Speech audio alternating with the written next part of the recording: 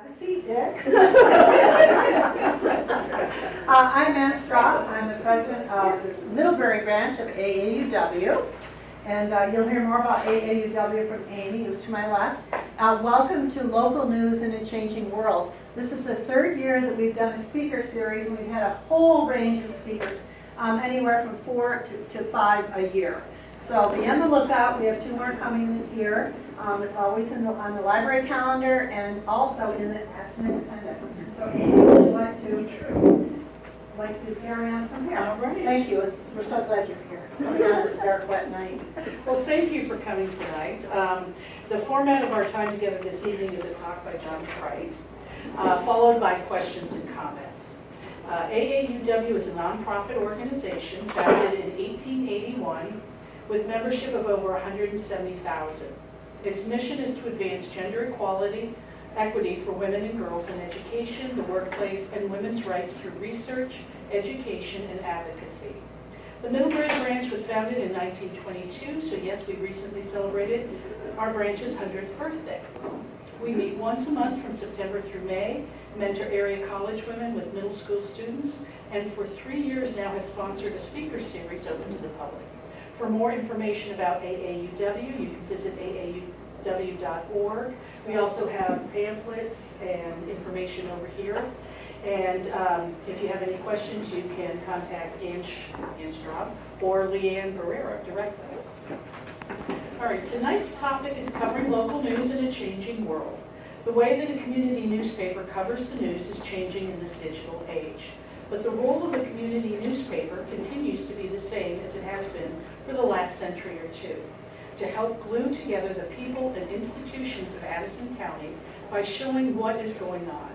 With the rise of the new communication technologies over the past 20 years, the Addison Independent has had to make considerable changes in how we collect and distribute the news. Those changes have also forced the newspaper in an anachronous phase to adapt the business model to fit in this evolving world. Addison Independent News Editor John McCright will talk about the change he has seen during his 30 years in journalism and offer some information on how the Independent will change and grow its business in the future, even in this coming year. John is the news editor of the Addison County Independent in Middlebury, Vermont. He oversees the gathering of news for the Independent, managing a staff that includes 3 full-time reporters, a photographer, an online editor, a copy editor, and many outside contributors. He works closely with the publisher, production department, advertising staff, and front office crew to make sure the news gets out to the community. John came to the Independent in 2004 after a 7-year stint as a department editor at eWeek, a trade paper that covered the information technology industry for IT managers at Fortune 500 and other large companies. Before that, he was the news editor at a high-tech startup called Video Guide, the high-tech reporter at the Boston Business Journal, and the reporter at the Hardwick Gazette in Vermont's Northeast Kingdom. He earned his bachelor's in history from Dartmouth College and a master's in journalism from Northeastern University. His 2 daughters are MUHS graduates, and his wife, Sarah Pope, works with him at the Addison Independent. Please welcome John McCright. Thank you for coming out here. I got the short straw. Someone asked us to speak, and Angela Lynn said, I don't know, and Christy Lynn said, I'm really busy. I said, I'll do it. I'm talking, so. I'm the news editor, so the reporters all send their stuff to me, and so I don't get to talk as much. I mean, other than to them, but I don't get to talk to people as much, so this is kind of nice. And so if you have questions, we'll definitely take them at the end, but if I'm not being clear, ask me right in the middle, and I'll take it. You probably you kind of spoiled the beans on who is this person up here, because you read the whole thing. I would have said, I've been the news editor since 2004, which I can't believe it's 18 years already, but I grew up in Iowa. This is my family from when I was little. That's where I am right there. Catholic family with lots of kids, 10 kids, or 7 kids in 10 years. Wow. And I was 5th in my family. My dad was an economics professor at a community college, and my mom was a nurse when she wasn't taking care of all these kids. That's just me as a little kid. I ran on the cross-country and track teams in high school. I put that in there just because, to show you that as a news clipping I had from when I was little, well, I was not little, I was a high schooler, but I've been involved in newspapers since I was, before that. My older brothers had paper routes, and I started delivering when I was in first grade. So when I was 7 years old, I was delivering a penny of paper. I got 10 cents to do the one block that was the farthest away from our house. So it's like, oh, if you go do that, I'll pay a penny of paper, 10 cents. This was great. And you can get a can of Elf Pop for 11 cents. We call Pop in Iowa, where I'm from. So if I did it for 2 days, I could get a can of Pop.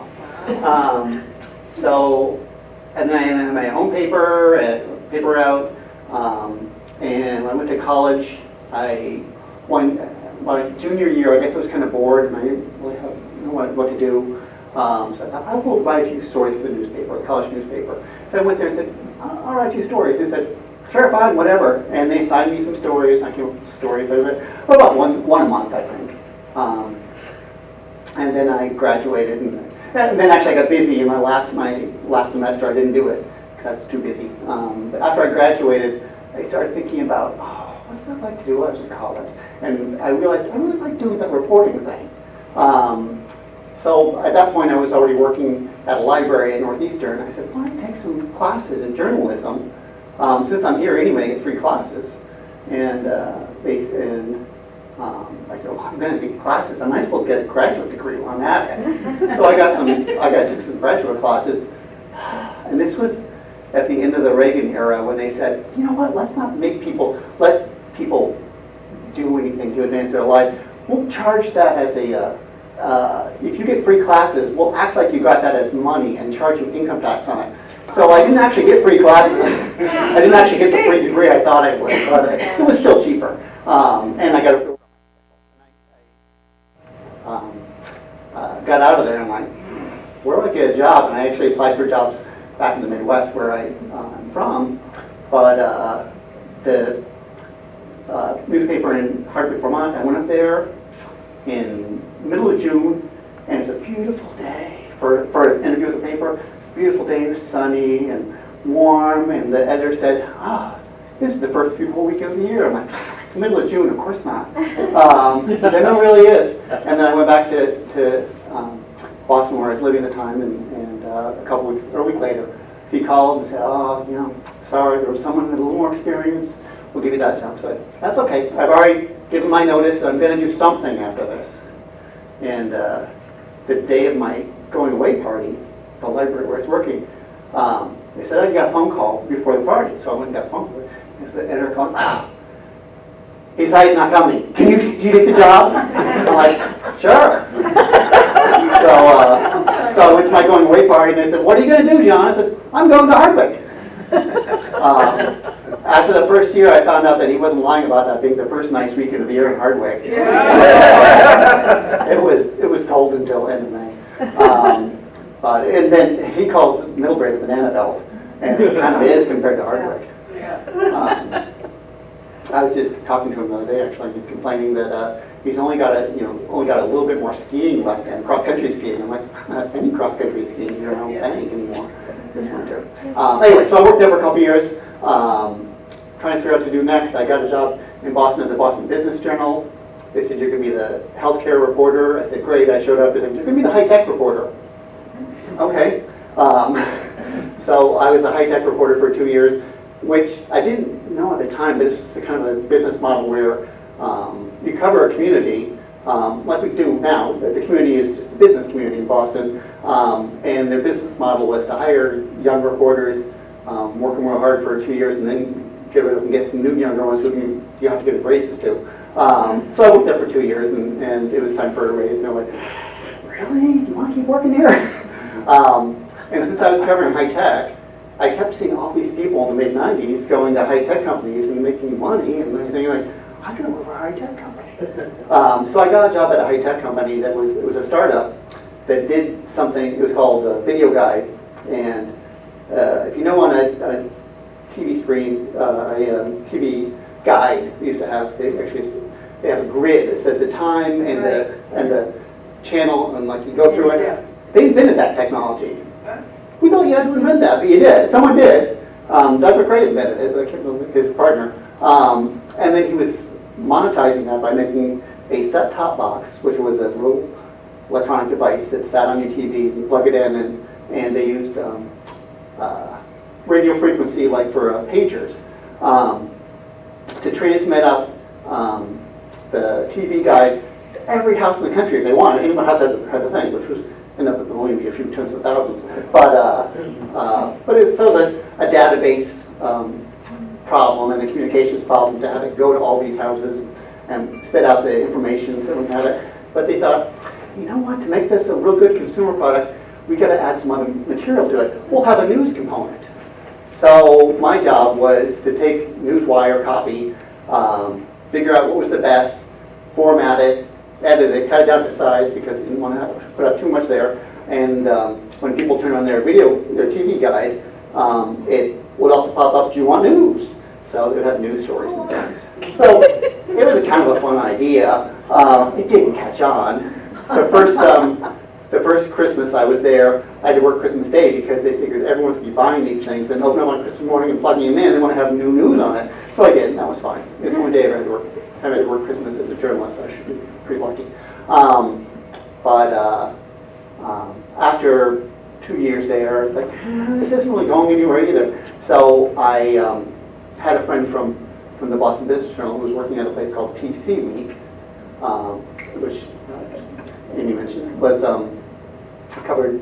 It was Fortune 500 companies and other companies, but you had to be a controlled subscription. It covered the high-tech industry, but you had to be an IT manager at a company and that had responsibility for buying IT. And I think the average was like $10 million for our subscribers. If you were an IT manager at the Addison Library, you might be able to get a subscription, but you probably have to kind of boast a little bit about how much you would be buying every year to get it. Because that was their ad play was like, hey, we're putting your ad for your Hewlett-Packard server in front of people who have a lot of money to spend. So they had to have a lot of money to spend, and they did. An one-page ad, when I worked there in like 2000, I remember was like $40,000. A tabloid ad too, not even a broadsheet, just a tabloid. You could buy all the Addison Independent for that. I mean the ad space, practically. So that was fun. I got to go around the country and talk to IT people, and it was esoteric to some degree, but it was fun. But my heart wasn't totally into it. It was intellectually interesting, but the community was just not my community exactly. My wife went to high school at NUHS. She grew up early in Stockbridge, Mass, but then moved here. My wife's Sarah Pope. And so we always thought about moving to Vermont. And so I started looking for journalism jobs in Vermont again. And I had met Angela once when I was up here. And I called him and said, hey, you know a lot about journalism. How about you tell me about the job atmosphere here? And he's like, oh, sure, next time you're up, come and we'll do an informal meeting. I said, I'll be there this weekend. And in between when I made the appointment, when I got there, Peter Conlon, who had the news editor, had given notice that he wouldn't leave. He had something else he wanted to do. So and I found out that was the case. And so I got there and said, let's just make this a job interview. So we did, and it went well, I guess. And I ended up coming up here to work, and these are Sarah and I, two daughters, Emma and Sophie. That picture's 10 years old, so it's just telling someone they're both in college now. But they were like, a year and a half and 2 years old then, so that was fun to move them up. They had no idea what they were doing. And so they could grow up in Vermont and enjoy living here and being part of this community. So anyway, that's who I am. I'm sure other things will come up as well, but just so you know where I come from. But we're here to talk about newspapers and where they've been and where they're going, and local news, and all news appeals to some community of one sort or another. If the community is nationwide, how much does it hang together? If it's just on the street, it's a pretty close community, at least in some way. Anyway, newspapers have an ancient tradition of creating communities. This is a picture of a guy who's acting like he's an old-time printer. That's really how they worked. And newspapers were pivotal in the American Revolution. I mean, people talked about revolution. They talked about whether it should be separate or not. Newspapers were important in forming communities of abolitionists. That was one way they got their news. Like they're all on the same page. You hear about politicians being on the same page. Well, they literally are on the same page. So that was building communities. Farm communities. In my home state, Wallace Farmer was kind of a big deal. This is actually John, not James, what's his name? Rudy, from Minot Farms, which I thought was interesting. And there are publications geared just toward farmers, which you hopefully all should know, just towards scouts. I mean, I started looking back. I knew Boy's Life when I was a kid, but I looked back at these scouting newspapers from a long time ago. The Wall Street Journal, they're business people. People decide, I want to be part of this community. One community is the business community, and it can be very specific, like the IT people, like I work for, others. There are people who are communities that aren't at all pro-business, but they have their own communities and publications as well. What about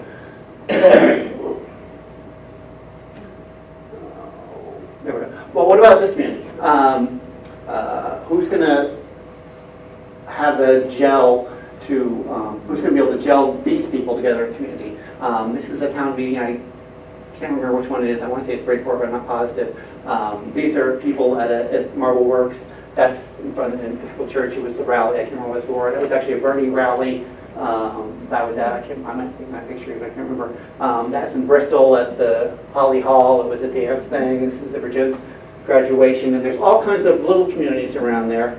But a lot of these overlap. When they overlap, how do people get to know each other? They meet in these different places. They always make connections. The newspaper makes those connections for people. Sometimes there are a lot of people at this rally who didn't know each other, but they will be able to read about in the paper and they'll all say, oh yeah, I was at that rally, or I was at that event, or I was at that meeting. So what we like to do and think of ourselves doing is building community. And that's what a community newspaper does. And of course there's the Addison County Independent. 23 towns in Addison County and Brandon. We cover Brandon because of a couple reasons. One, it's a little bit bigger population center that's just outside our boundary. So there are people who live in Leicester or Salisbury or Goshen who go to Brandon instead of Middlebury if they want something. If they want to go to the drugstore, whatever, the grocery store. Brandon also is where the high school is, where kids from Whiting and Leicester and Goshen go to school too. So they're Addison County kids. So that's another reason to cover them. It's a family-owned newspaper.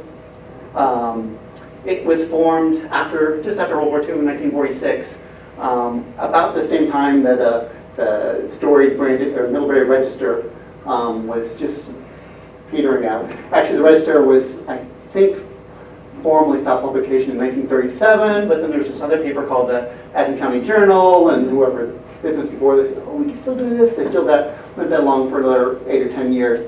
And then this guy named Colonel Slater said, well, I can do this. And he started the publication, and his wife, and I'm not sure if they had kids, but his wife definitely wrote for the paper too. It was very different then. And it's evolved over the years, as any kind of business will. It's been in the Marble Works for most of the time it's been in existence. It did start about above the Two Brothers building, I think. There. And then, like for 6 months, and then it was in Printers Alley, for a year or two. Then they moved over to the building they're at now, which was bigger and it had a press in it. Right now it's a long building. It was a long building with an L on it, and there was a big press there. Who can say, "Oh yeah, I remember back when they actually made a lot of noise with the press there." They got rid of the press around the time Angela Lynn bought it. He came here from Kansas. He has a background. His family background is in newspapers. His grandparents, maybe great-grandparents, ran newspapers in Texas and Kansas. He grew up in both those places. I think he graduated from high school in Kansas.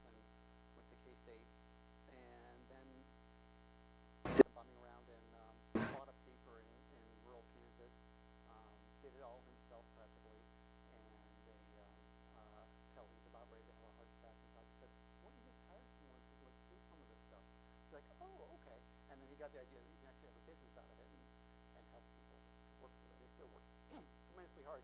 But he grew that paper, and in the meantime, his older brother came out and bought the St. Albans Messenger, and I guess that's maybe how he heard about the Independent. I don't remember if he's ever told me how he heard about the Independent, but he saw this opportunity. People tell me who lived here then that the Independent was really kind of the second best paper in Addison County, maybe.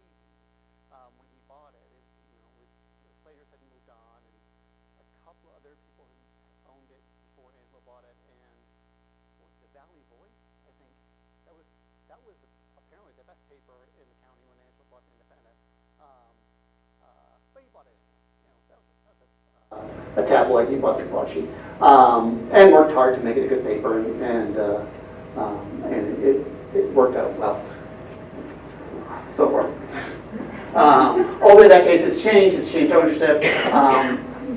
The things that I look back at the paper, the thing is improved layout.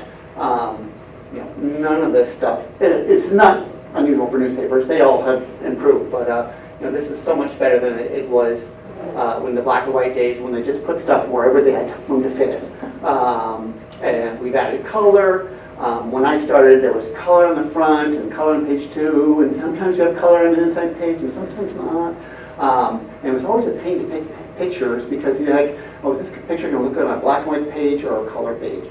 And then you have to decide, which page you want to add color on and add charge to pay for it. But then we changed presses a couple years ago, and this press we only do color. So it's great, all color. Added a Monday edition. This was in the 90s. There was some paper, I think it was based in Virgins, but it was, so I came to Angela and said, hey, do you want to buy us? And he's like, okay. And so it was most Vermont papers were weeklies that came out on Wednesdays, and the Independent did as well. But then he bought this paper and it came out on Monday, and they thought, we'll keep doing the Monday paper, and then we'll move our Wednesday paper to Thursday because there's more time between them for news to develop. And we'll keep the paper as it was as a broadsheet, the bigger size, on Thursday. But this Monday paper comes as a tabloid anyway. We'll leave it as a tabloid. And when I came here, that was the funniest thing. And for years, I always had to think about, how are we going to what stories we're going to have on the front page? Which is, am I doing a Monday or a Thursday? I can't remember. I mean, it was like this for 15 years, 16 years.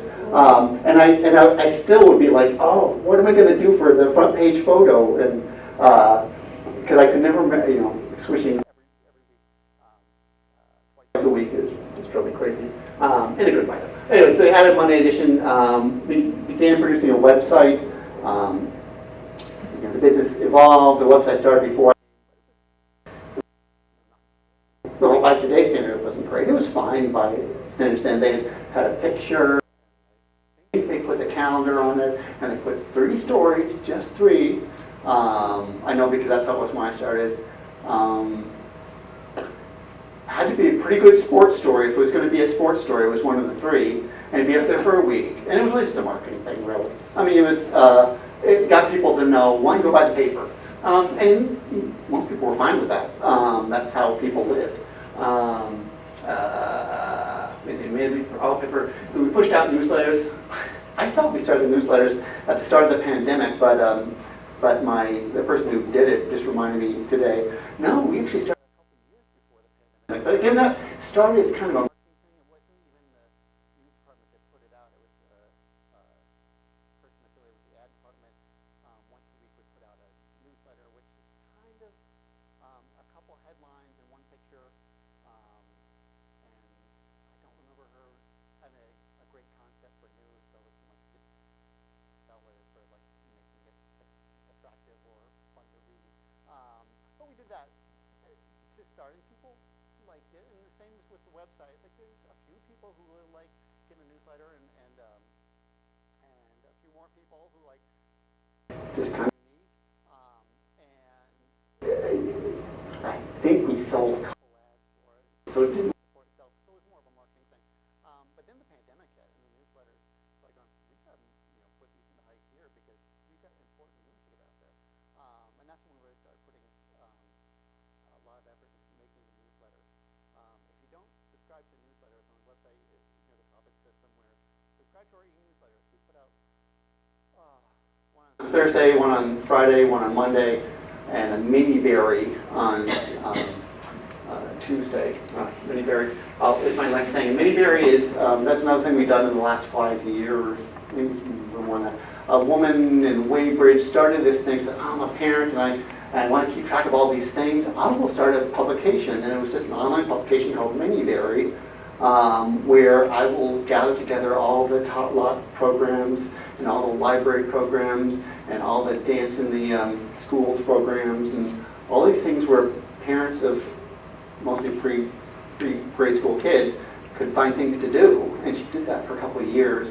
And she's like, oh, I really got to get rid of this because my kids are growing up and I got other things to do. And she sold it or just gave it to Angelo because Megan James, who's our online editor, had started taking over, like, kind of managing it, and then she's like, why don't you just take it all? So now we do that. It's even better than it was before. I think it was great when it started. In fact, when it started, it was great. But now we have, we do ads for them, and Megan does content for us as well as still doing the mini-berry, and then she does like for our website, and also for the regular paper, and then she also does pages in the Arts and Leisure section on mini-berry stuff, and the newsletter, which I think is a great newsletter. She starts it off every Tuesday with a little story about herself and being a parent and different things that she sees her kids or other kids doing, and she's a good reporter, and so it's just really interesting. So if you like kids, sign up for the mini-berry newsletter, and you can live vicariously through them because my kids are way past any of those age. And I'm not bound to have any grandkids anytime soon, I don't think. But anyway, so newsletters, we started pushing out. It's important. We've got mini-berry. The point of this whole screen was just the building community is an ever-growing process and it's always changing. And we've changed with it. But the things that haven't changed is we still cover local people, local places, local things. That's why I like this so much better than my last job at PC Week /E Week. I love talking to the people. The places were fun to go to, but weren't always important to the story. And the things were always hard to understand.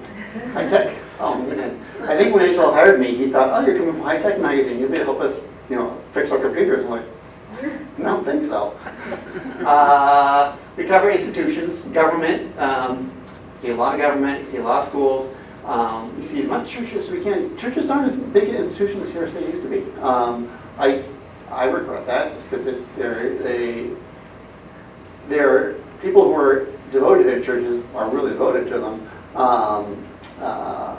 And still that's the case, but it's just a smaller number. First responders, we do firefighters every summer.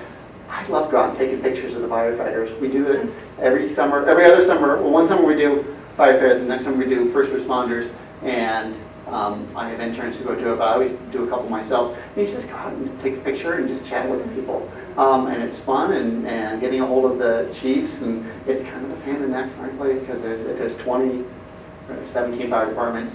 So and then scheduling them all. And then, of course, they all have their meeting on the same night, so you can't do them this month, but then like they only do once a month in the summer. But it's fun. Businesses is what we cover, obviously. Sports.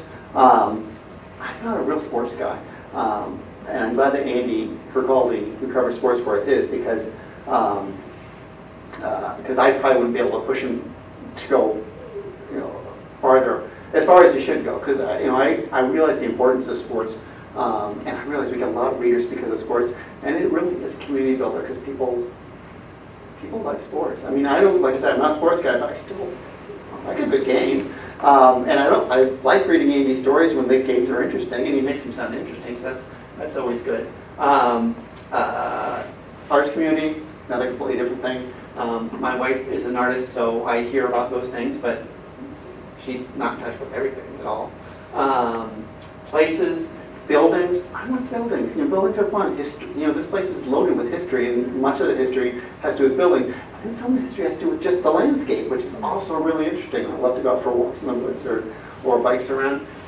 So landscape is what we do. Personalities. Any personalities here? I see a couple. They're paper already.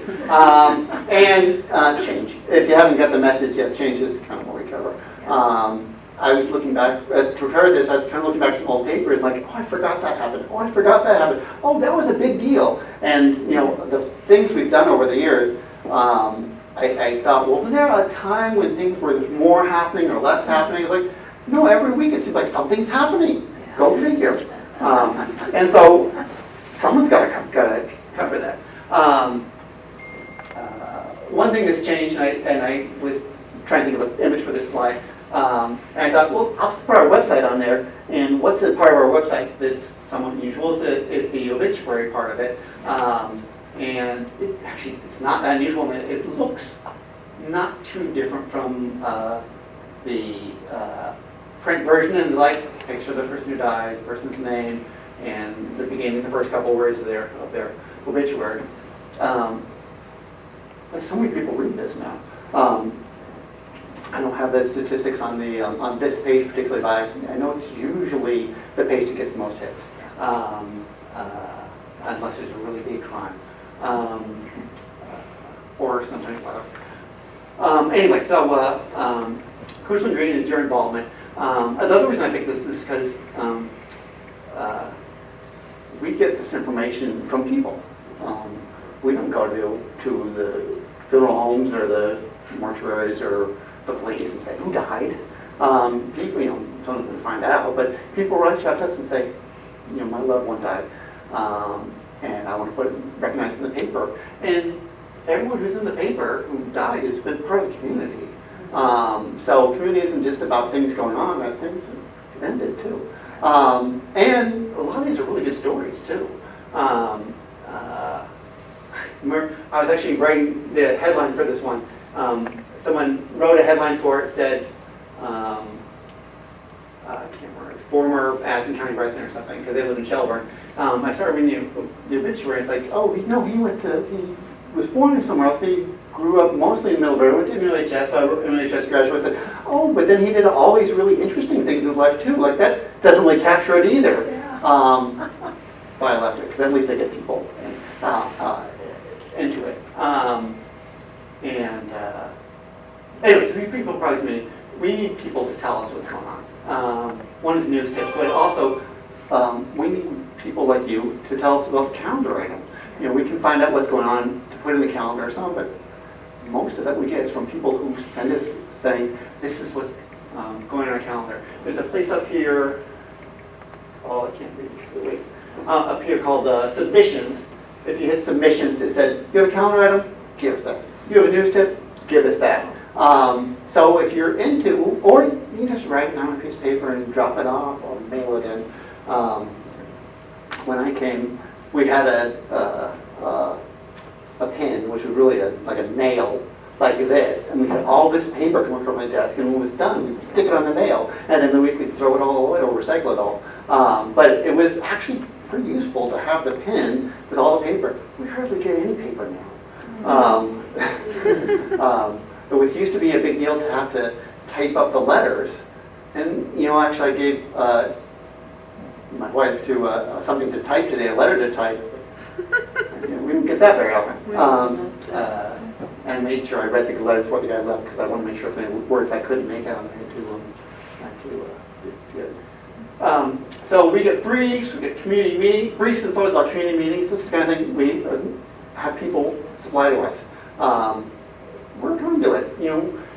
We talk about community. It's like you're actually the community. We just like bring it all together. Photos of things going on. And the last, I remember when I started, I had people would occasionally send in actual photographs, printed. I remember we had this one of a dog barking at a mailman, but it was kind of a fun one.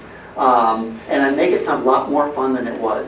It was kind of blurry, it was not in very good focus, and he kind of think the guy was smiling, but he didn't hear him saying. And it wasn't really a whole lot of information. We did have the postman saying where it took place, and I'm like, and Angela's like, put that in the paper. And I see the total wisdom of it now. It was in my first couple ones here, and it's like, well, yeah, I mean, one is kind of, like you can imagine, like, what the story of a mailman and a dog barking at. I mean, you're already filling it in. If you knew his name and where it was at, then like, it was blurry, it's kind of okay. It's like, oh, that mailman has to deal with all these things that other mailmen have to deal with. So it was fine in the end. And, as digital cameras got better and computers got more part of the mainstream, people send me pictures all the time now, and I love it, frankly, because they see things that I don't see all the time. And we had something in the paper recently of some ice melting, which sounds like the most boring thing. Maybe if we made a video out of it, it would be. But it actually, the light and the color and everything, it was kind of fun. And I take lots of pictures like that myself, so maybe I should tell this, I don't know. We did have a picture recently.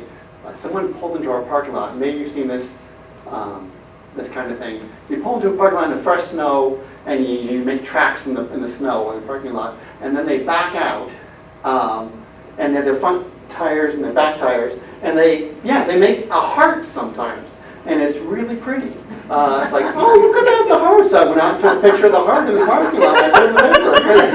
It was just kind of fun. I'd seen it a couple years ago, but it's a long time since I've seen it, so I said, I'm going to get a picture of it this time. So hopefully, Joe's seen it at least. Well, how do you take pictures, so at least we're attuned to that. But Max has probably seen those a million times because he takes lots of good pictures too. But hearts in the snow, have you seen it from snow tires? Exactly, of course. Start looking for those, although probably not. It's too late this year. Anyway, people send me pictures, and I love getting pictures. And they say pictures worth 1,000 words, and it usually takes less space than 1,000 words in the paper too. So you got more of them.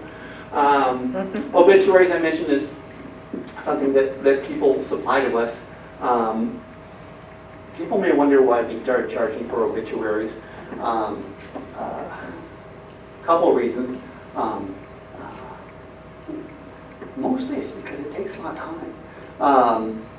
When I started, we treated obituaries as news stories, and they really aren't news stories. Someone dies, and so they had a life. This is the story of their life.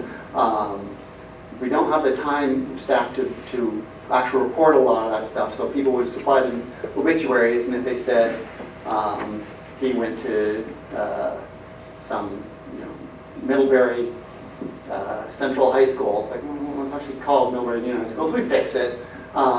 If they have little mistakes, and sometimes they have bigger mistakes, and we might fix it. And sometimes they'd leave something out.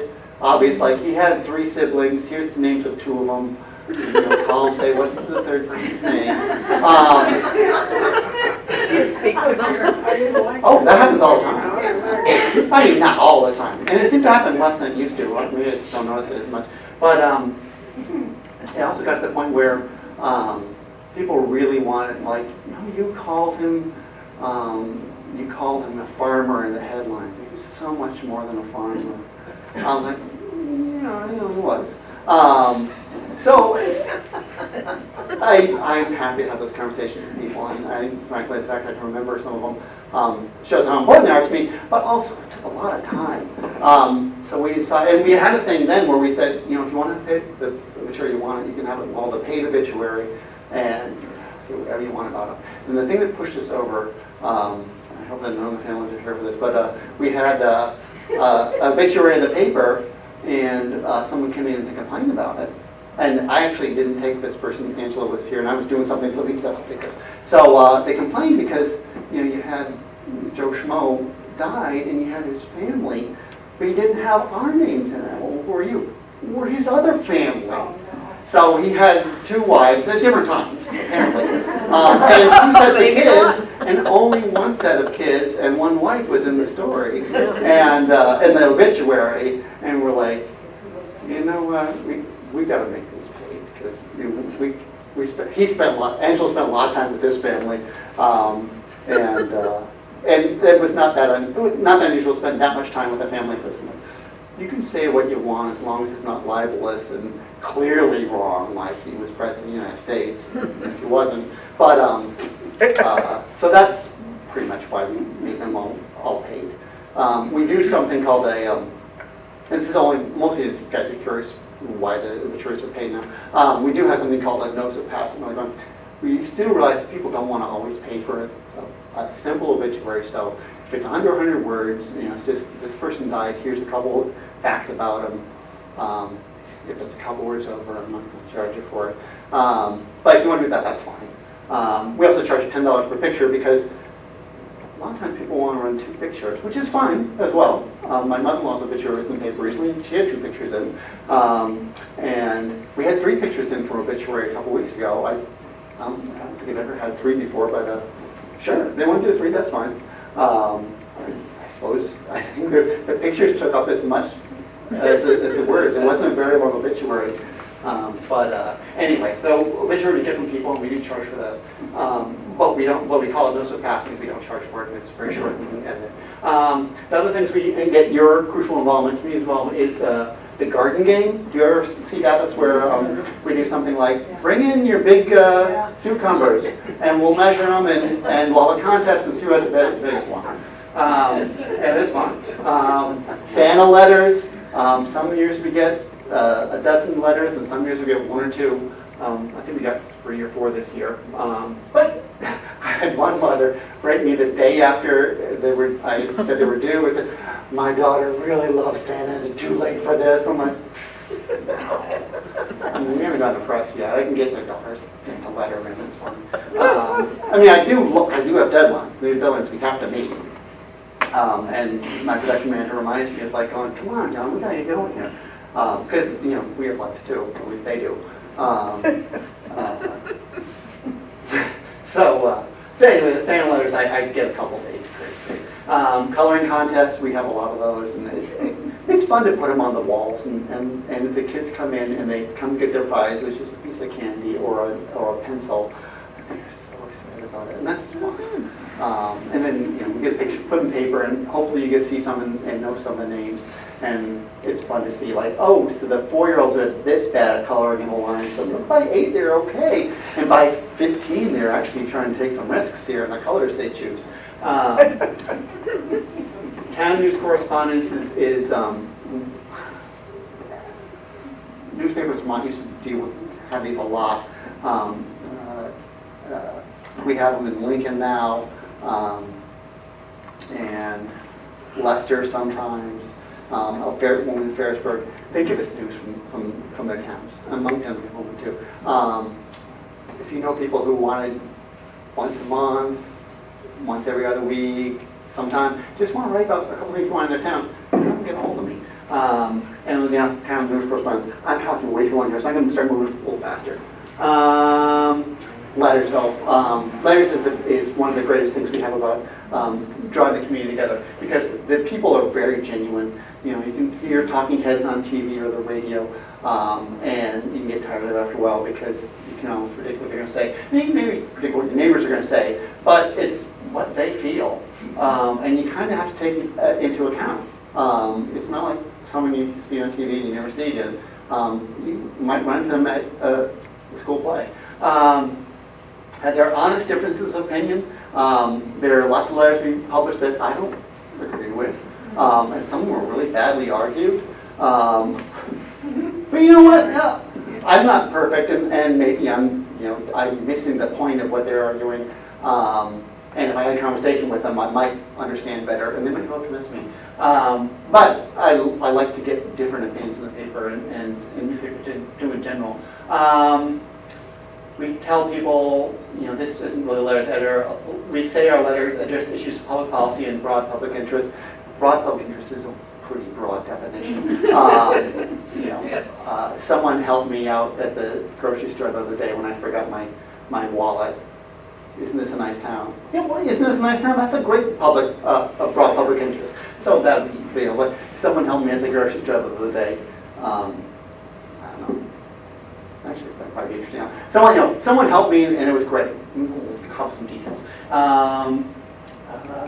We're also gatekeepers, so with our letters, people can't be libelous. It's not only bad for us because we can be sent to jail. They can be sued. So occasionally you have to tell people, like, you can't say this about this person. You can rewrite the letter, or you can just go talk to the person or something, but you really can't put it in the paper. We're also gatekeepers in the sense that I don't want people writing all the time. I don't have that many people who write letters too often, but I was at a conference one person who said, I give a person who writes too much, one letter a month. And I thought that was a good deal.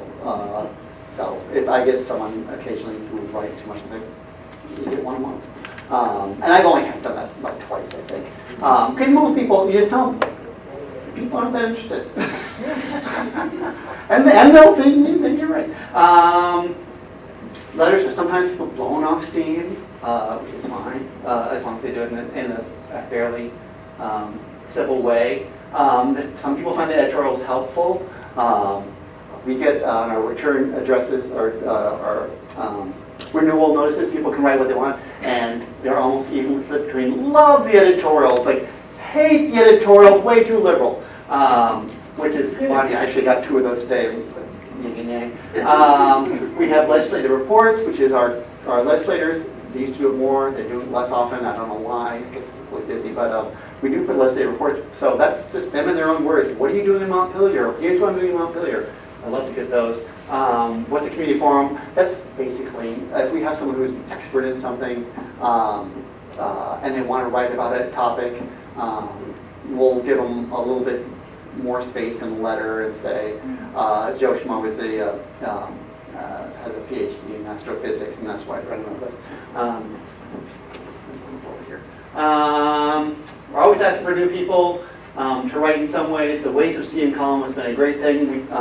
We have an outside person who solicits these columns, has a roster of I think 6 people right now. I think they're all women who write about things that are important to them. And it's voices we wouldn't hear if we didn't have this column. We have Climate Matters, which is, again, a climate change column. We have an outside person who also solicits those and manages them for me. What he does is basically, he gets the lineup. He does 4 or 5 emails back and forth to the person, and then sends me the mostly finished copy, which is great, because I wouldn't have time to do it all if he didn't do the initial legwork. We had people like Victor Nuovo bringing philosophy into today's world. Victor's columns run for a couple of years. He stopped last spring when he moved to Eastview, but they were really kind of hard for me to read at first. But the longer he did it, I thought the more pushful they were, and I really liked them after a while. Maybe it's when he moved from Plato into the 19th century. I felt closer. We had a column about living with dying, which was about preparing for living. It was about hospice, kind of. We had a series of columns last year from the Sheldon Museum on women's history, which, the people at Sheldon, they know the history people. So they got 4 really interesting and knowledgeable people to write about history of Addison County, women's history of Addison County. So that's just touching a different part of the community and saying, hey, tell us something about ourselves. college students. This professor reached out to me a couple years ago and said, hey, you want to do some science stories? I'm like, okay. So she did a class on CRISPR, which is the technology with dealing with genes. And we got a page of stories out of it. It was kind of interesting. And then and the pandemic happened, and she called and said, oh, you know what, we need to do something on COVID. So she did a class on that, and we did, like, I think we got 21 stories out of her on that. And we won this award for excellence in newsroom collaboration. And then she had another one on cancer, which we did as well. We have had the local high school students publish their school paper inside the Independent. The mounted one is called Bird's Eye View. They do it 2 or 3 times a year. I would like to be more involved because their layout is really problematic. They just run words together and the lines aren't very straight. But it is a place where, if you pick up the Independent, you can see that. We used to do the NHS paper called Tiger Sprint. They stopped doing it, which I really regret not having that. And John, don't forget the Library of the Future. Oh, well, we have lots of great series. Well, people come forward to us. We have one, do you have anything to do with it? Called Library of the Future, which we just had one in last week or the week before. I can't remember. Recently. You know, it's a topic that I wouldn't say it's niche, but it's something that we wouldn't know about it if Joe or Dave hadn't reached out to us and said, hey, how about we do this thing about how people are using media? I'm talking about the future. The business is changing. 15 years ago, people said, oh, well, you know, digital's going to eat your lunch and you're not going to be able to do anything. I was saying at the time, people are always going to have paper. They're going to want to have paper. We're always going to have paper in their hands. I'm not so sure now. I always thought, oh, in 2050, people will have paper in their hand. Now, I mean, 2015, I don't know. We'll see. I still like to have a physical paper in my hand, but, you know, I do read a ton of news on my phone. But anyway, has digital eaten our lunch? Well, it's safe to say our revenue numbers are strong. So I talked to the publisher and assistant publisher, Angelo and Christy Lynn, about what I could say about the business side of it. The revenues are strong. COVID was tough on advertising. You know, that was the principal reason we got rid of the Monday paper. We just didn't have the advertising for it. Plenty of news, but we couldn't afford to put out. You know, it's the printing cost, the paper cost, and the mailing cost for 2 papers a week. So we got rid of the smaller one. Everyone was freaking out. What are you going to do? We can't advertise. We can't open our businesses. So that was tough. Financially, Angelo didn't. We didn't lose anybody, which is shocking. We had a couple of people left and wanted to do other things, but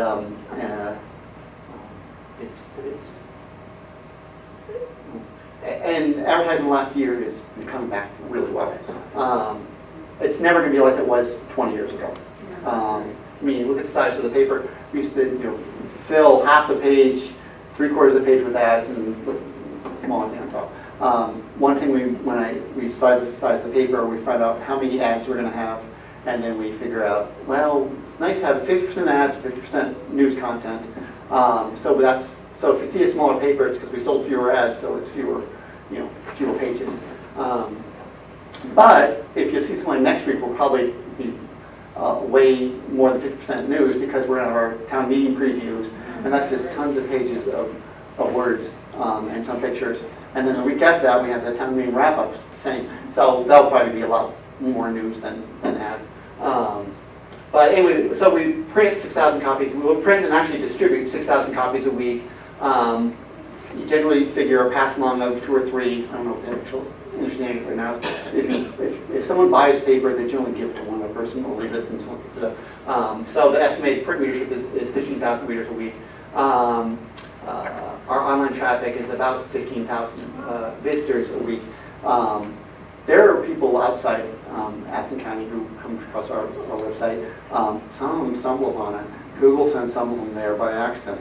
But there are a lot of people, but also, if you buy a paper and you pick it up and you read it and you sit down and you pick it up again, and pick it up again, you go 4 times and you're still going to count 1 reader. But if you go to the website, and then you look away and you go to another, you come back to it, that's going to, so 15,000 is, it's a good number, but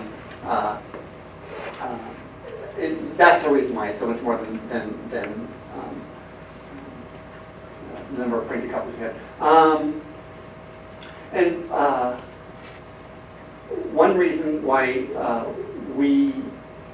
people come back to us from advertisers, and why people never, frankly, went away during the pandemic, was they trust locally produced news. One thing over the last 5 years, in particular, to speed it up, is people just didn't trust national media, and they still don't trust national things. They trust local media, and they trust local media because we have to see people, and we have to live with you. And I think the people who work there are not the kind of people who would. Well, we don't do it for the money, so what else can we do?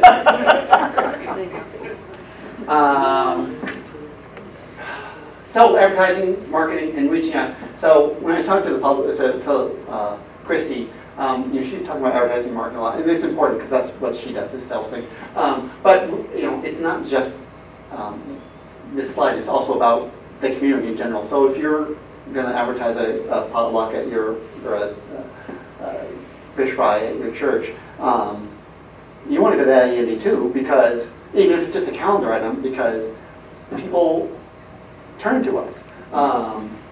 So it's a good deal. So we have print following, and we have new groups of readers online. When we really started ramping up the newsletter, I think what happened was a lot of people get the newsletters. I had the number. I didn't have it for the slide, but I got it today, and I want to say we have 3,600, I think, subscribers to our newsletter. 3 times a week, plus the mini berry. So 36,000 people. We get like 57% of people open the email with the newsletter, which is unheard of in the industry. Like 10% is pretty good, and 20% is outrageous. And we get 57% of the people who get our email, of 36,000, open the email. I think it's around 17 or 19% actually click on at least one story, which is pretty good. So people, this is how Christy explains it, is that people see the email newsletter in their inbox. They see what like you pick up paper, you see what the headlines are. They just scan and see what the headlines are. That's fine. And they might hit on a couple of them. They might check out they might hit one of the things to take it to the web page. And then some of them just say, I'll see the whole paper in print. We do have a lot of people who look at the website and the print, and we sell the subscription as being, do you want it online, do you want it in print, do you want both? And I think most people get both. We don't have that many who just do online, and we have plenty of people who do just print. Anyway, it's a good deal because people are turning to us in more ways, even than they did 10 years ago. So we connect with readers with an email and a web product and a print product. So if you want to reach out to the community, like all these fun kids here having fun at the fair, then come to us and you get it in 3 ways. You want to know John Flowers? Maybe you see his byline, he's there all the time. That's Gabe Murphy. That was we were counting the votes from an election that came over his town meeting or a general election. But we use a whole piece of paper for that. We write down all the names of towns here, and then like the candidates across the top, and how many votes they got, and it's fun. But it takes a lot of time, and we're going to do that in a couple of weeks at town meeting. But anyway, so we have these 3 different routes of people going to print, emails, and email newsletters, and online. It means it takes a lot of time. It's a lot of work for us to produce the stories. We do have a team of people doing it to produce the physical paper, and we have a team for managing the digital, which is partly advertising and partly editorial. So we had to, because we have the more emphasis on the newsletter and the much more emphasis on the website, it means although we don't put out 2 print papers a week, we have shifted our resources around a little bit. But it takes a lot of resources. What's on the horizon? Subscription rates will change. We've been talking about this. I don't really have any say in this, or very feeling about it. But way subscription rates have always been like, they cover the cost of the paper and the printing. What we do is a lot more than and then the advertising paid for, the staff and marketing and anything else. But the ads, as part of the mix, don't pay for that as much anymore, so the subscription is going to have to pay a little bit more of that. Not a lot more, but a little bit more. And there's all kinds of talk about like how it's going to be, you know, what we can keep not unchanged and what we can, I don't know what's going to happen. But I think you see some.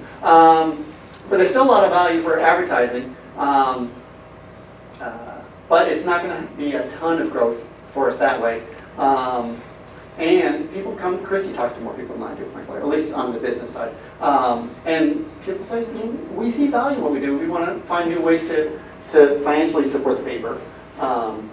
And so we are exploring ways of engaging with people in new ways, advertisers, but also just people in the community. Because the stronger we are in the community, frankly, the stronger we are for the advertisers as well, because they're like, you have a great product that people could turn to. So the one concrete thing that we have decided we're going to do is have this thing called the Indie Club. I created these little things on here. They're not going to look exactly like that. He said, we should get, merchandise like a messenger bag. And I said, well, I can make a messenger bag for a slide. So it looks something like that. The woman is optional. So anyway, it's with Indie Club. I think we're going to roll this out next month, or maybe even this month. And say, hey, join our Indie Club. Part of it, part of the things will include like when we started doing the newsletters, we had a publisher's newsletter on Wednesdays. That kind of fell by the side. There's a real effort to make that a return of a publisher talking about what's going on with the paper and just thoughts in general. We're talking seriously about having regular coffees with a reporter, an editor, a staff member of some sort, monthly, maybe more often, maybe less often, I'm not sure. Reporters seem jazzed about it. It gives us a chance to get our face in front of people, explain what we do,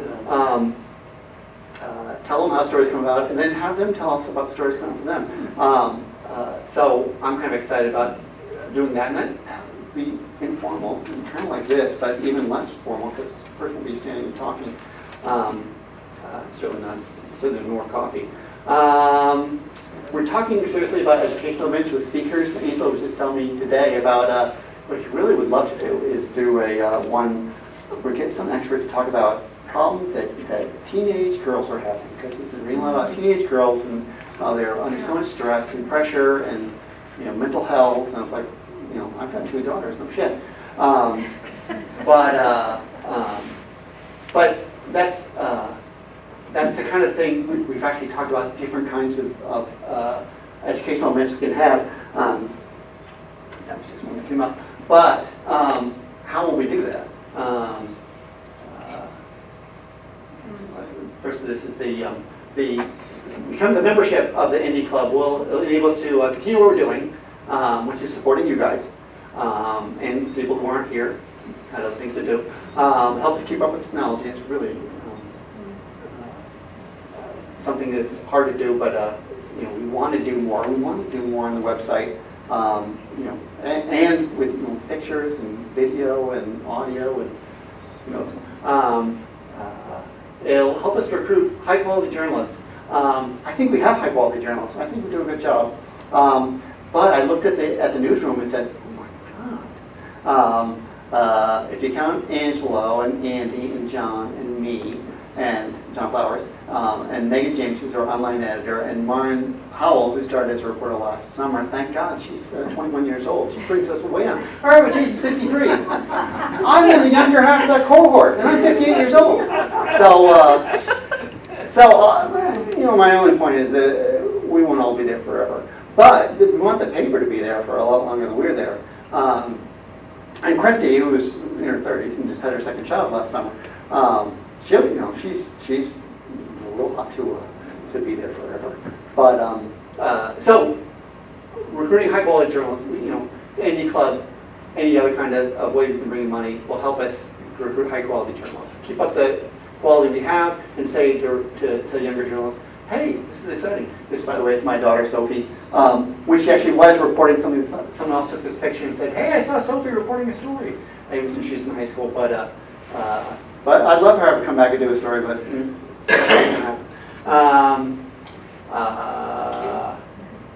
out-of-box journalism labs. So I talked about like just the meetings with the sponsored meetings, or labs is another idea about we could be the source of information for kind of data journalism type of thing, where we have someone who can say, oh, here's this bill in the legislature about affordable heat, or Affordable Heat Act. Let's get together and find out all we can about this particular act and what it could do, and present it in a way. We don't have the resources right now to have someone who can move from topic to topic to topic like that. So there's ideas for growth if we just had the money for growth. Let's see. Anyway, so what we'll do? We'll be able to keep doing what we do. It's like we like journalists, like being a journalist. We like telling people what they're doing. I have difficult conversations with people sometimes about they don't like what I'm doing, or they think that their story is way more interesting than I do. I like those conversations. Only because it challenges me as much as as apparently it challenges them. We'll keep doing what we're doing. Which I just wasn't sure how to portray this, but this is Diana, what's her last name, from Ukraine, who came in one day last year and said, hey, can I do a story? I'm like, you bet. So I'm interviewing her. It was still in the middle of the pandemic, so we had masks on, but that was kind of fun, and I know she's probably going to be coming up on the anniversary soon. Voter's Guide, something interesting, Memorial Day, Field Days program, all kinds of stuff about the pandemic, and we are online so much, on my phone so much, even with my own paper, just to check it out. When we do the newsletter, sometimes I proof it on my phone because I was like, what's the reader's experience going to be like for that? Just a little different. So anyway, you support us, we'll support you, and then you'll support us, and we'll support you, and we'll keep doing what we want to do, which is good. Maybe win some awards. This was like the best in New England twice, although somehow it came out 3 times. This is the best in Vermont, happened a couple times. This is Angela, if you don't know what he looks like. This is after one New England Press Association convention. We got people with some of our awards a couple years ago. And then we get to do people in the community. We get like, oh, this is people in the community, and we get to show you what they're doing, and pictures are great, and words are great, and then we all go home winners. Like this guy. Look how happy he is. He's happy. And I got an extra one for the girl, too. The funny thing about these pictures, I realized after I did it, was all these pictures are people standing and looking at the camera. And I tell my photographer, it's like, you do good pictures, Steve, but do some where they're not looking at the camera. But then, of course, I pick only the ones I'm looking at the camera, which is good for that one, which is good. But Joe knows this. It's like if they're doing something, it's kind of, I think it's more interesting than posing. Posing's good. It's good in big posing. It's good just doing something. Like when you take a picture of me, a big picture of me doing this. Don't do a picture of me standing there, right? I don't know. It's already been my hour, and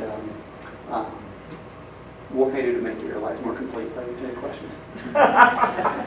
Make sure you get all of our articles in every month or when we're having something. This is a joke. If you give me your name, I'll make it even more important.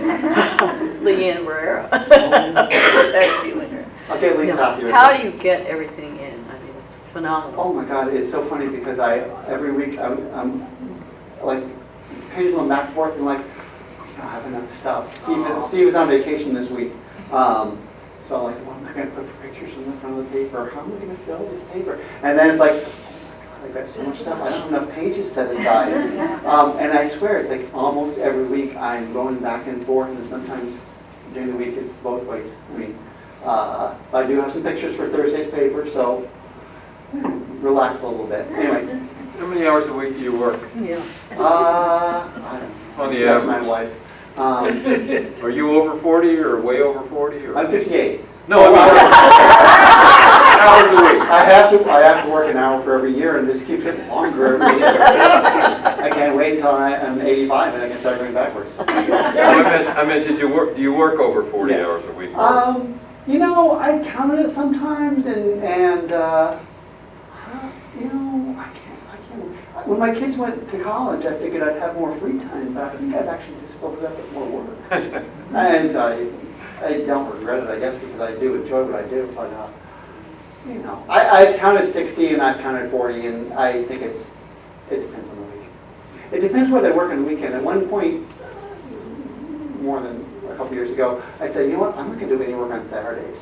Unless I really have to, which is something really important, which I do occasionally, but like I'm going to take Saturdays off, so I don't even check my email, or although I do actually check my email. It's just so easy now with my phone. But yeah, I might work too much. You can ask my wife, she works with me. Does the local movie theater put their schedule of movies in the paper? You know, they did for many years, and then they changed ownership, and they didn't give it to us. We said, make it an ad. And you know, the difference between like us and the 7 days is 7 days, because they do great with the movies. I know this for sort of the time when I was doing this. Movie theaters advertised, and they had money and space to do the listings. Guys here didn't really want to advertise, and also wasn't always clear when they were having movies, and especially during the pandemic, it was just weird. Yeah. So maybe that's a good question that we should actually revisit now that we're moving away from the pandemic, because everyone's changing. Like I said, change is a constant, and I like having the movie theater listings in there, but it was mostly also, you know, the time to go find them and format them. It's just one more thing to do, and it weren't too many people asking for them, and certainly the theater wasn't making it easy. It is in Minnieberry though, when they have kids ones. Yeah, so many small town newspapers have shuttered. Yes. And why is it that the Addison Independent is still going so strong? Well, we have people here who like the paper and are willing to pay for it. I think the fact we're a college town means there's a little bit more money in circulation, but not a lot. Not as much as you think. No, college doesn't have us money to do anything. But I think there's just enough people who finish their career and move back here and have some disposable income, so it keeps just a little more money in circulation, so there's a little more advertising. We have a publisher who's committed to doing it. People who work fringe will say it's cheap, but you know, he keeps the paper open, so I can't really complain. What employee doesn't say that? You said 3 papers and 2 were folded. Exactly, yeah. Well, and you know, one, Cheryl died, and there wasn't anyone to carry it around, and the Eagle was just a bad idea that, you know, lost a funding gift. It's a tribute to you guys. Yeah, I it suppose. is. What can you? I've always been curious about all the columns. Uh-huh. Are all those people paid, or they? Mostly not. Or- The ways of seeing women do it all out of the goodness of their hearts, and because they have the burden to do it. And they'll do it for a couple of years and they'll stop. The Ferrisburg News woman does it for the town, and so she's like, gives it to us too. I mean, she doesn't do it like it's paid by the town, she just like does it as a citizen of Ferrisburg. The Moncton News lady gets paid a pittance, but she's been doing it since before I started. And sports columns? And the sports columns, One of the columnists does get paid a couple bucks for every column he writes, and the other one does it for free if we'll make it free on the website so all his friends can read it. So we always make it free for him. Plus, we do give him a free subscription. And So I was curious. trying to think of some of the other ones. That's pretty cool. I know that one person got his employer or someone else to pay for him to write a column at one point for us. I didn't know that that was the case until after a little while, but it was fine. I mean, it wasn't. I didn't think it wasn't his employer. It was someone else who was paying him. But it didn't make a difference. I didn't think. But that's part of the reason we're on, because people will give us content. And part of my point was to say that giving us content isn't a lot like giving us money. It's giving your time, which is more valuable, but it's not like you know what a bandit. Other questions? So you were talking earlier about competition, and it's just been pointed out that a number of other papers have folded. Mhm. It seems to me that one form of competition is Front Porch Forum. Definitely. And I'm curious as to how that has affected classified advertisement, revenues, letters to the editors. Do some people just got to go that route? Yeah, it drives me crazy. It's a love-hate relationship with Front Porch Forum. Mostly on the hate side. I don't really hate it. It's just like, it's a little frustration. When they first started, what I did hate was that they were going to town saying, hey, you need to support us, so we'll support you. And then towns were giving them money. It's like, well, why? Why don't you give us money? We're doing the same thing they're doing, although they're doing electronic. Plus, we had this thing called iTowns, which I'm sure none of you remember, back in the 20-aughts. Angelo and his brother Emerson and St. Albans Messenger had this idea that they'd do something just like Front Porch Forum, where each town would have their own. It didn't catch on at all. I mean, they did it for a summer, and it didn't catch on at all. I don't know why. It was just too early. But Front Porch Forum, so they come along and they get money, and I didn't like that so much. But they, as far as the classified advertising go, classified was already being hurt by online anyway. With Craigslist. thank you. Yeah. Craigslist is the big one, and others as well, and job sites as well have taken most of the classifieds. We used to have 3 or 4 pages of classifieds on Thursdays, and then also on Mondays. When I started, and now we have 2 or sometimes 3 pages of classifieds. So, and one of those ads is free at the bottom. So, but the people might be in the paper more if they weren't on Front Porch Forum. And as an aside, about 10 years ago, I sold a car, and I put it on Front Porch Forum, and I put it on in the paper, and I got several calls from people on Front Porch Forum, and I sold it to a guy who saw the ad in the paper. That's work. He did something because he is, so like that just worked out. Like the people called Front Porch Forum, they asked questions, and back and forth. Like, I want your car, okay.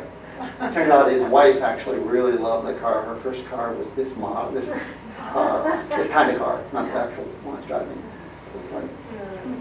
So just another question. The students at the college publish the Middlebury campus. Yes. I'm not sure how often that comes out, every 2, 3 weeks or monthly, I don't know. Oh, weekly. I'm not sure. Weekly? It's weekly, but then they have so many breaks off that I get lost track. So is there any connection?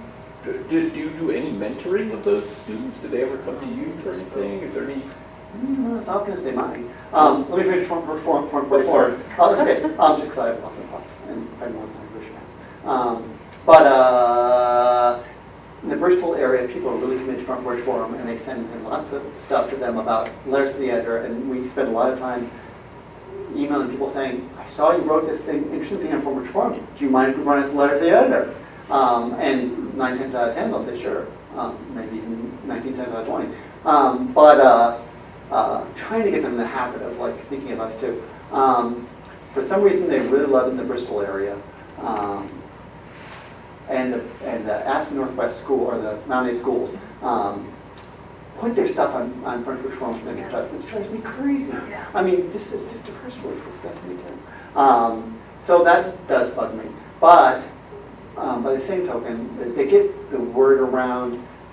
They would be happy to do something with us. And I know Angela's talked with, I think I have 3 names here, I can't remember off the top of my head, who runs it, about things we could cooperate on, and nothing's come up yet, but there could be some.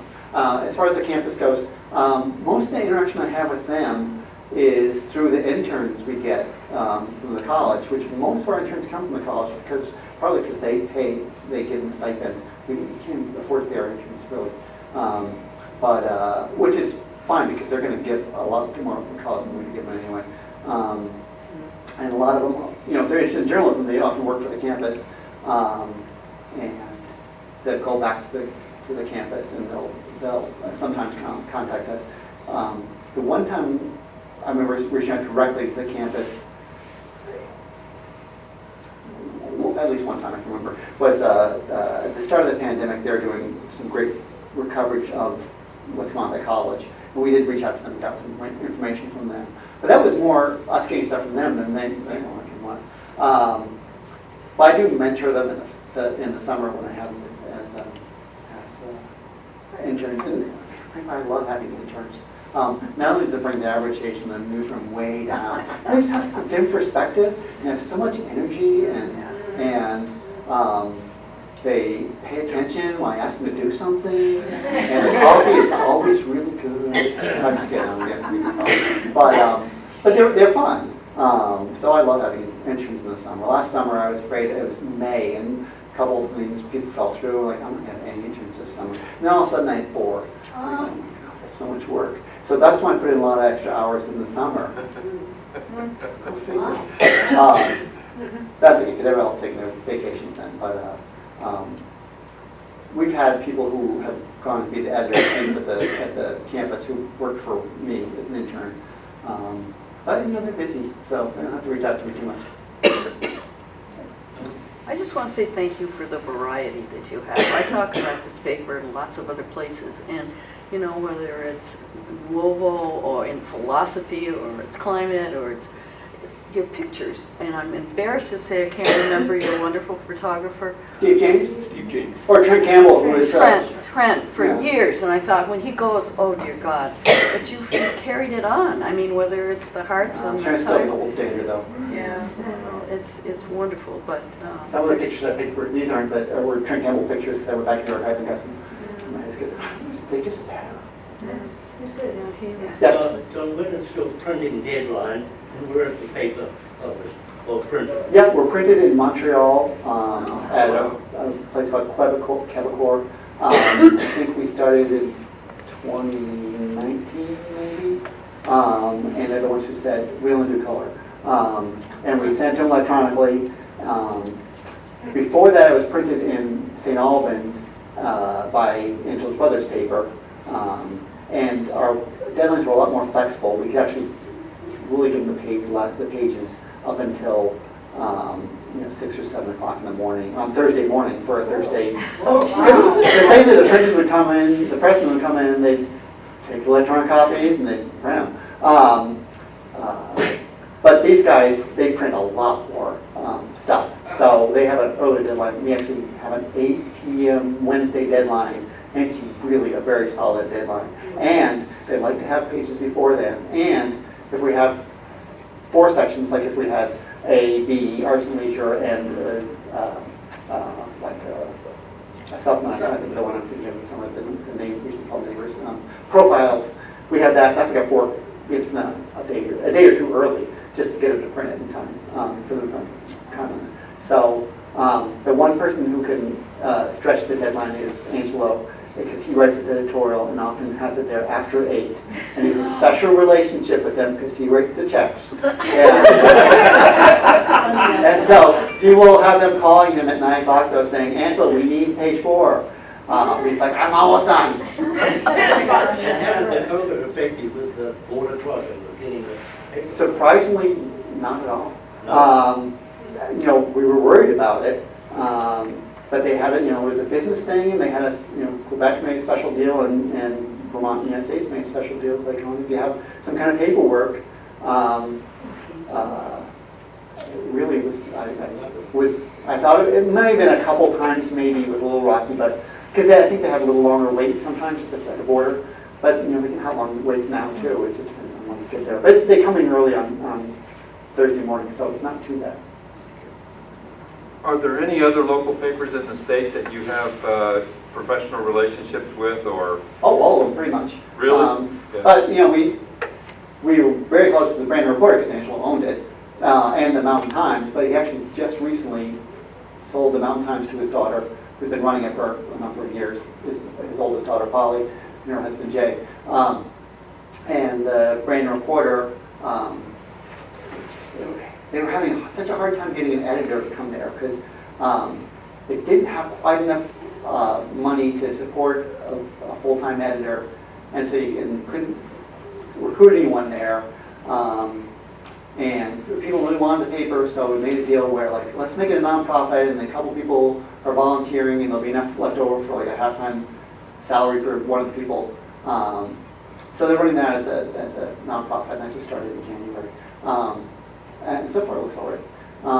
But as far as the other papers go, you know, the Vermont Press Association, John Flowers was, our reporter, was the executive director of that, the president of the board for a couple of years, and he's still on the executive board. And Angelo's always known, Angelo knows everyone because he goes and meets everyone. And I know people just got to run into him, and I go to the VPA meetings and meet him. And I also meet him at our New England Press Association meeting and back before that. It's so hard to remember what went on even 3 years ago because I've been so much in my box for the last couple of years, but getting out more and seeing more people. That if we have an issue or have a story idea, I'm fine calling an editor at another paper and saying, what do you know about this, or what have you done, or can I use your story? And a lot of times we do just share stories. That's great. Because you know, you realize that you can't know everything. I mean, I suppose if someone called every week and asked me for 3 weeks in a row, I'd say 3's good, but don't call me next week. Okay. So, if we don't have any more questions, thank you all for coming. And don't leave yet, we have, we're going to, thanks to John, we have something to give someone in front of you. So, but thank you. It's really the glue that holds us all together. I don't know about you, but every week I read it cover to cover and just love seeing all the connections among people and people I know and learning new things. So, we do appreciate it. Oh, thank you. And I bought a Monday paper just to see what it looked like. yeah, oh, teasing us. I love it. Chris, could you come up, please? Yeah. We have some Just a little technical something difficulties here. For Chris. Chris works at Ilsley, and he supported us so well for 3 years. He ran Zoom sessions during COVID, and he just helps us so much at all these events. And so we're making him an honorary member of AAUW with all of the benefits and none of the headaches. Low-cost exotic vacation. This is a great retirement benefit. It's a wonderful community. I'm just kidding. I wonderful community part. I'm not kidding. So thank you so much for all you do. Thanks so much. We really appreciate you. And Everybody really appreciates it. so we hope to see you in March and April. We have 2 more speakers coming. One about the it's not conflict resolution, it's a different term. Transformation in Middlebury College. I got a huge grant for that to happen. And then Women in Science, and a fascinating woman who also is doing research on Alzheimer's. And she'll talk a little bit about that. So thank you so much, everyone. Drive carefully. Thanks.